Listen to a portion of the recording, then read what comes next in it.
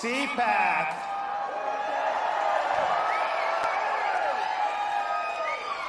Let me welcome you to the freest state in these United States. Since I became governor, we've banned sanctuary cities in the state of Florida. And we are in the process of getting money from the legislature so that if Biden is dumping illegal aliens into Florida from the southern border, I'm rerouting them to Delaware.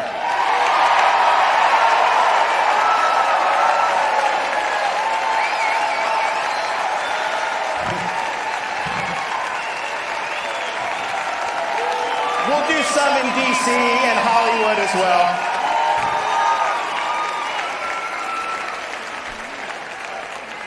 Florida leads the nation in school choice, and we have liberated hundreds of thousands of young kids who are living in poverty to get an education and make the most of life's opportunities. We in Florida were one of the first states to stand up and protect women's athletics. We're not going to let our young girls and our women athletes have opportunities denied for them because of ideology and political correctness. We were the first big state to legislate against big tech censorship because they want to silence us, they want to deplatform us, and we cannot have a free society if most of the speech in this country is controlled by a handful of left-wing oligarchs in Silicon Valley.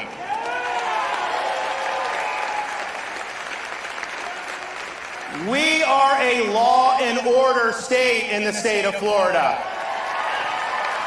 We reject weak-on-crime policies. We reject Soros-funded prosecutors. And we have said, after the 2020 summer riots, we called up the National Guard here immediately. We had law enforcement. We said we are not letting Florida cities burn down, and we didn't. But we've also since then signed the strongest anti-rioting legislation in the country, which says we will not let local governments defund the men and women of law enforcement and put their citizens at risk. And if you riot in the state of Florida, if you loot, if you are engaged in mob violence, this is not going to be like Portland, where they arrest you, take your mugshot, slap you on the wrist, and put you right back on the street to do it again. No, in Florida, you're not getting a slap on the wrist. You are getting the inside of a jail cell.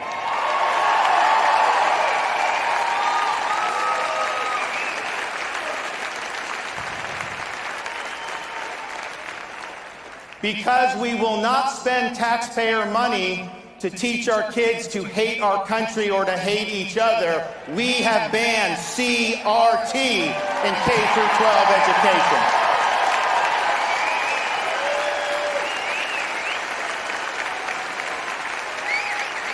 And instead, we have the most robust civics education anywhere in the country. We're going to have citizenship exams for graduating seniors, and we're giving teachers the opportunity to go through a civics boot camp and get a $3,000 bonus. Yes, we're against CRT, but what are we for? I'm for the Constitution. I'm for the Bill of Rights, and we need to have our young people understand what that means.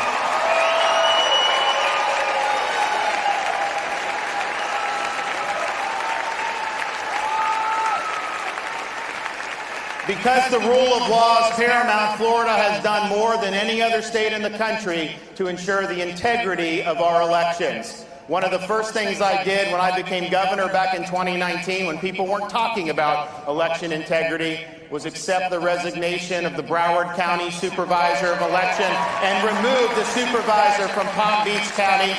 We didn't change the rules when COVID came. We followed the law. We counted 99% of the ballots by midnight on election night. It was transparent. It was fair. We did a good job. But we also understood there were a lot of shenanigans in other parts of the country. So last year I signed legislation banning ballot harvesting in the state of Florida, banning mass mail balloting, unsolicited mail ballots in the state of Florida, and maybe most important, we have banned Zuckerbucks in the state of Florida. We're not going to let a tech titan commandeer the machinery of our elections by pouring hundreds of millions of dollars in for partisan purposes. That will not happen in the state of Florida, and we are doing even more this year. Now, people are coming to Florida, yes, to visit, but also just picking up and moving. We have led the nation in net in-migration since COVID started. But I can tell you, this is not just because we have lower taxes, because we've always had lower taxes. These are people who are fleeing leftist governments in this country and even around the world.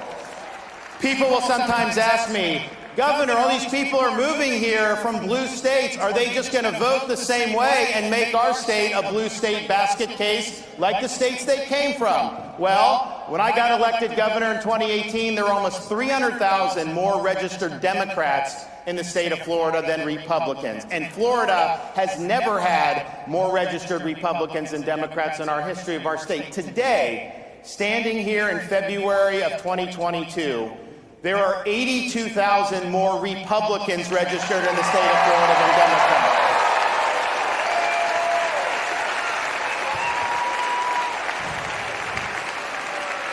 And it's not just people coming from blue states. There are people that look to Florida as the citadel of freedom who are chafing under authoritarian rule all across the world. I recently got a letter from Samuel from Australia, and he said, quote, "There isn't much hope right now here, and many of us are fearful of what our leaders have in store for us. I look to you and your great state of Florida for hope during this dark time. Thank you for standing up for us." And we have done that. Canadians are writing in, Australia, Europe, you name it. And I think they understand what the stakes are, and they look to us of what protecting freedoms a lot means. And I think about what the left's trying to do. I got into politics about 10 years ago. I ran for Congress. I had never been involved. And my mission was largely to stop Barack Obama, who was president at the time.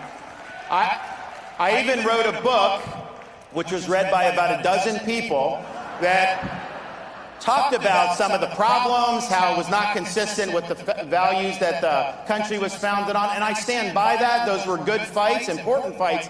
But I got to tell you, I look back at that time, it almost seems a little quaint to me, because the threats we face to freedom, the threats we face to a just society are much more pervasive than they were just 10 years ago. I mean, think of what the left wants to do. What are their political aims? If they had just elected a couple more U.S. senators, they were going to pack the U.S. Supreme Court. They were going to make D.C. a state, so they'd have 2 radical left-wing Democrat senators for life. They were going to abolish the Electoral College so California could elect the president, and they wanted to federalize fraudulent ballot practices. Now, say what you want about that. That is not an agenda that very many American families are sitting across the dinner table from each other saying, "Oh man, I wish we could make D.C. a state," or "I wish we could pack the Supreme Court." No, that's not what people have on their mind. They're concerned about gas prices, crime, the border, all the disorder around the world. That's what they're concerned about. They're doing that, though. The left wants to do that because their goal is not to make our country great. It's to marginalize the conservative half of the country. They want us to be powerless. They want us to be voiceless. They want us to be second-class citizens. And what are these ideological aims? The woke is the new religion of the left. And this is what they have in mind. That's why they want CRT, because they want to divide the country. That's why they remove statues of Thomas Jefferson and Abraham Lincoln and Teddy Roosevelt, take George Washington's name off schools, because they want to erase that history. They want to delegitimize our founding institutions, and they want to replace that with their left-wing ideology as the foundational principles of our modern-day society. Wokeism is a form of cultural Marxism. It is not just about raising taxes or bad economic policy. It's about tearing at the fabric of our society and trying to replace it with something that will be much, much more sinister. And the problem that we face as conservatives is a lot of major institutions in our country have become infected with this woke virus. You look at academia. Do we even need to discuss that? Their main objective now is to impose an ideological worldview on the people that come through their universities. You look at corporate America. They're mentioning it. They're opposing voter ID. Many of them make a lot of money from Chinese slave labor, but they don't want voter ID in the United States. So they are engaging in woke activism. You look at our bureaucracy and how totally off the rails they have become in many different agencies. And it's not just limited to people like Fauci. You have it across the board where this has become a major behemoth. You look at the corrupt and dishonest legacy media in this country and what they're doing to divide us and what they're doing to prop up the regime. They are not in the business of telling the truth. They're in the business of spinning partisan narratives to be able to benefit their side. They don't speak truth to power. They're defending the regime in power. And if you speak up, they come after you. They'll smear you. They'll defame you. All they do day after day is concoct a blizzard of lies to try to deceive the American people. And make no mistake, that's going to intensify leading up to November. They're going to try to do anything they can to relieve the blame off Biden and to try to fool the American people into keeping Democrats in office. We're not going to let them do it, but that's what we're facing. And then maybe to top it off, you have big tech.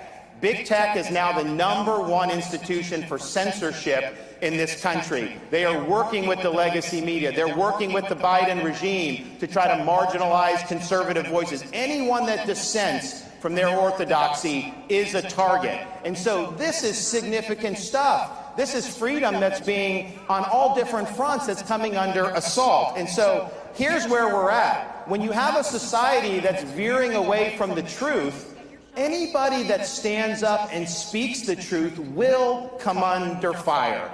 That is going to happen. And so in times like these, there is no substitute for courage. Having the courage to stand up against things like cancel culture, having the courage to reject corporate media narratives, having the courage to take on institutions like big tech, having the courage to stand in the way of the Brandon administration.